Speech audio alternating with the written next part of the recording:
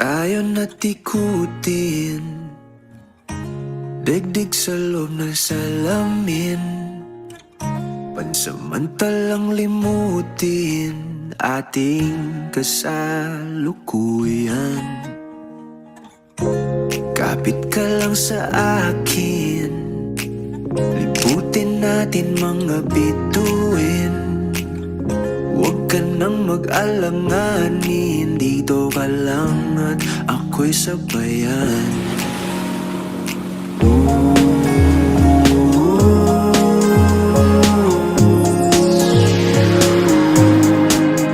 Doon na muna tayo sa sarili nating mundo, kung saan di magulo, pag-ibig ang nagpapatakbo. Tayo ay